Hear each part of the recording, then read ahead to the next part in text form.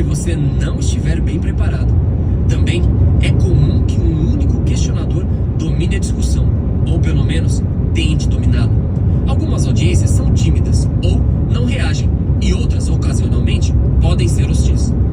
A maior parte dos períodos de perguntas e respostas segue um padrão claro. Aplausos geralmente se seguirão a sua apresentação. Então você pode dizer: tenho X tempo para perguntas. Quem gostaria de fazer a primeira? Uma expressão de promessa em sua face será uma dica do que virá a seguir.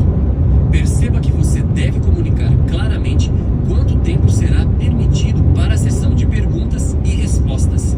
Isto auxilia a audiência a elaborar perguntas curtas e chegar logo ao ponto, mas suas respostas também devem ser sucintas. Em certas ocasiões, você pode querer gastar mais tempo numa resposta em particular, especialmente se ela abordar um tópico que não foi capaz de desenvolver no discurso em si. Durante o período de perguntas e respostas, sua habilidade em interagir com um de cada vez na audiência será avaliada, já que você nem sempre consegue prever qual será a pergunta. Então, como pode ficar preparado para isso? Um bom modo de começar é colocando o seu dom de escutar em forma. Caso você não saiba, ouvir é uma habilidade assim como falar. Embora muitos dos presentes não percebam isso, eles são muito menos hábeis em ouvir os outros do que quando falam. Mas você não pode responder bem a uma pergunta se não a escutou corretamente. Então, por favor, ouça atentamente os seguintes problemas de escuta. São apenas alguns dos problemas que muitas vezes surgem, mas darão uma ideia do que você precisa para ficar alerta. Número 1. Interromper o questionador. Não raros apresentadores são muito convincentes de sua sabedoria. Como resultado, são incapazes de identificar onde os membros da audiência estão no processo de entendimento. Acabam perdendo a paciência e interrompem.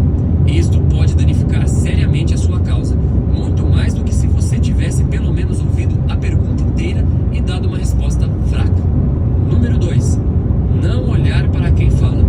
O contato visual é tão importante durante o período de perguntas e respostas como era durante a fala em si. Demonstre respeito pelo questionador olhando para ele e ouvindo com atenção. Um sem o outro não funciona. Número 3. Apressar quem pergunta e fazê-lo sentir que está tomando o seu tempo. Para que a pressa? Eles o escutaram por um prolongado período. Agora é sua vez de escutar por um momento. Não fique tão acostumado a falar que não consiga fazer outra coisa. Número 4.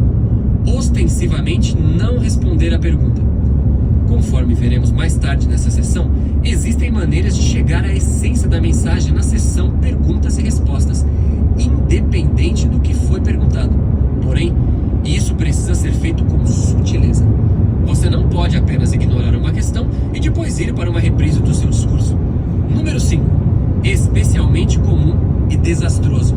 Se o questionador relata um incidente ou anedota, você ignora esse material e tenta acobertá-lo com uma história própria.